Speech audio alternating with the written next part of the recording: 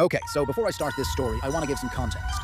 I grew up in a town called Luther, Michigan, in the middle of the Manistee Forest. I'm talking small, like a population of 200 people. I lived with my grandpa at the time, and we lived in a small one-bedroom cabin he built deep in the woods. And to even get to it, you need to drive down a like 2-mile tube track. So, needless to say, unless you know who my grandpa is or your family, no random person is going to accidentally walk into our front yard out there. So now that I painted the picture, let me tell you the story.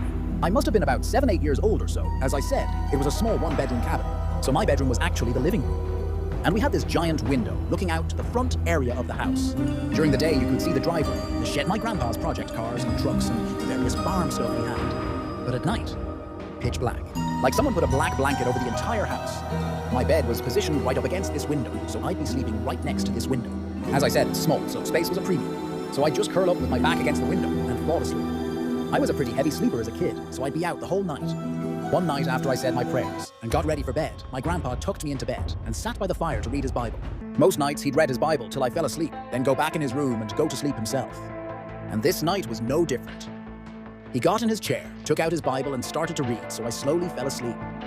I must have been asleep for maybe 3 or 4 hours when I woke up. My grandpa fell asleep in the chair and my back was hurting, so I turned around on my other side. So now my face was staring out the window. And I was about to just close my eyes and go back to bed when I swear I saw a silhouette of what looked like a man standing right outside the window. Keep in mind, it was already pitch black out there, so this means he would have to be standing like inches from the glass. At first I thought I was seeing things, so I blinked a few times and it was still there. I remember feeling super scared, and I don't move. Maybe I thought if I didn't move, whoever it was would think I was asleep and just leave. But the shadow didn't leave. Late one night in my grandpa's isolated cabin, I woke to see a stubbled man pressed right against the window, staring in. Frozen, I watched as he knelt down, face level with mine. Pure terror hit. I started sobbing uncontrollably, shaking so hard it woke my grandpa. The intruder fled into the dark woods as grandpa approached. A tough Vietnam Green Beret, who never showed fear, he believed me instantly. He switched on lights, grabbed his shotgun, and went out to search. He was gone for 10 minutes, but it felt endless.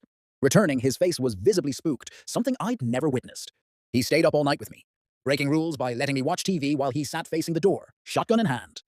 Morning came. He immediately covered every window with curtains. Outside, fresh footprints tracked from the cabin straight into the deep woods. No more solo adventures in the forest for me. My bed was relocated away from windows. About a week later, the news reported an escaped prisoner had been caught near Becky Trail, the very road to our cabin. He'd hidden in a hunting shack just a mile away. To this day, the woods at night scare me deeply. A fear burned in from that childhood encounter. Subscribe for more stories.